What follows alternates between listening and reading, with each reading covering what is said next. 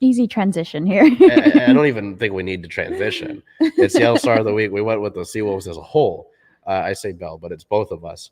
And with doing that, we've already kind of talked about how they got here and shine their light on them. But I want to look at this matchup against Houston, Yeah, right? So yeah.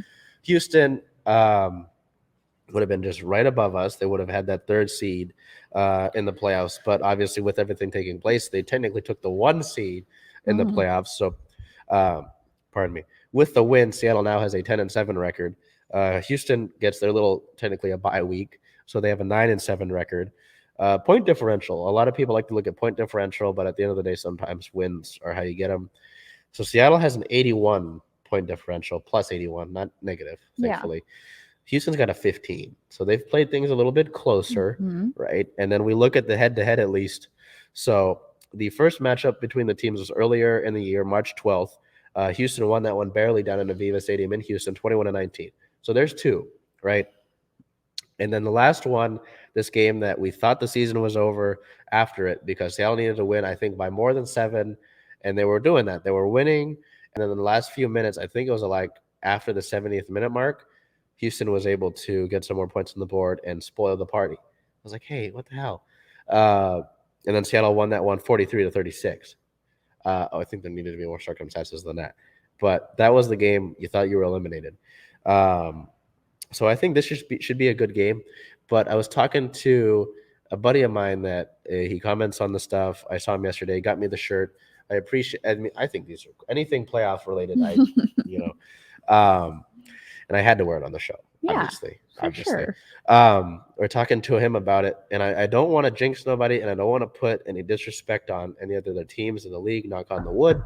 But if we looked at the playoff picture before the Seawolves got in, Austin, I would be scared of because I think they gave the Seawolves their first loss of the year. They kind of ran through the league. LA, you played tough here, and then you went down and beat them to secure a playoff spot. I would be okay. I would feel good about our guys going against them. Houston, we played them. You played them again. You played them close in the first matchup, and then you beat them in the second one. With what you know this, right? If you're a team that sits at home 1 week and you're going to play against a team that's hot coming into the playoffs, that's hot barreling into the playoffs with nothing to lose, playing on house money, are you not a little bit worried? For sure. Obviously, you're a professional. You're confident in your abilities, but I am not looking down on the Seawolves. I mean, they came in, they took care of business in LA. They came in with all the circumstances. They had a home game. They got to play in front of their home crowd.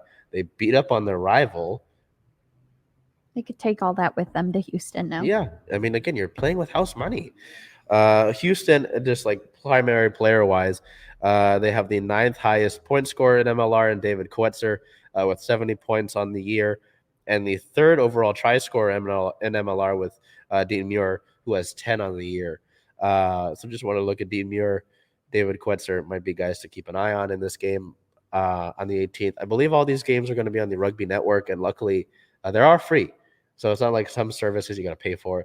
So if you want to watch this game, Saturday's a busy day, right? I'll be at one doubleheader. Bel will be over across the street. Yep. There'll be 4 games in that little span there between the 2 stadiums. The Seawolves will be playing at 4:00, so I'll have that game on. Of course. So that'll be a lot going on. But a tip of the cap to the Seawolves, not only for making this far, but as I said, the just welcoming community that they've had, and I'm excited for you next season to see that. Yeah, because obviously they won't play any more home games. They're going to win this one down in Houston, and even if they get it to the MLR title game, they won't be able to host that. So next season we'll get on that, but they've been great.